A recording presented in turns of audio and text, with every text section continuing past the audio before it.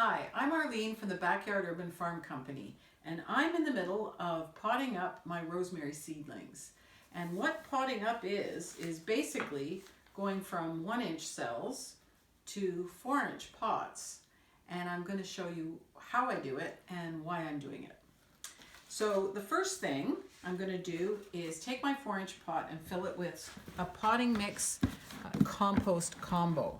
So in this container, I have mixed a nice good quality organic potting mix with a top quality vermicompost, which is actually worm castings. And worm castings are basically produced by red wigglers who have been eating vegetable scraps. And I highly recommend Jocelyn's Soil Booster. She's a young Toronto entrepreneur. She's got a great business model and great poop, gotta say. So I've got my pots full. What I'm going to do is I'm going to have these seedlings that are really getting kind of squished in their little 1-inch pots, and they're going to get a whole new lease on life by my giving them a brand new big home to live in that's been infused with compost. So all I do is I basically take the seedling out like this, and there you can see a nice compact set of roots there. They're in pretty good shape, I would say. It's a little bit dry, but rosemary does like it dry. There's a bit of moss growing on the top here. I'm going to take it off. And I'm also going to investigate what that moss is, because I think they might be compatible. They're doing very happy. They're growing very happily together. Anyway, so there's the rosemary seedling. And I'm going to create a little hole there, just like this. And I'm going to pop it in there nice and gentle. Need a little bit more space. Nice and gentle, even more. Nice and gentle. So I'm not squishing it, but it just sits nicely. And I'm just going to tuck it in. A little bit of pressure, not too much pressure. And then I'm going to give it a little bit of water because it was a little bit dry. And then I'm going to put it on a tray with the rest of its friends, and then I'm going to go through the rest of them.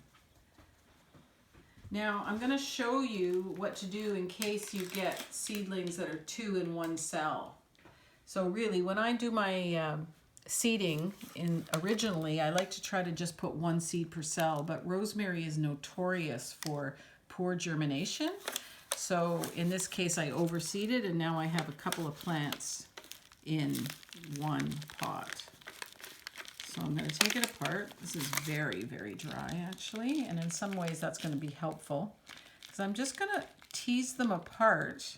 I'm not going to be too worried about the little roots. I just want to make sure that the ancillary, or the tap root does not get damaged. So I'm just going to very gently tease them apart.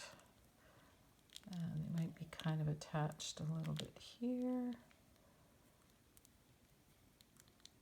Oh, I'm going to have to tug them a little bit, but I'm not too worried about that because I can see that this main root, this tap root, is in good shape. Okay, I'm going to just trim the bottom a little bit just so that it opens up the roots and stimulates them a little bit. I'm going to make this big deep hole, and I'm going to hold it up so that the roots are not going to get squished. Just like that. And I'm going to tuck the soil around them. And the idea is you don't want to crush or bend the roots. You want them to stay nice and straight so that they can soak up the moisture, no problem. And it's just like a bent straw, you know, you don't want to bend it. So I'm just going to tuck it in like that, add a little bit of extra soil, add some water because they were quite dry. And there you have it. They are potted up.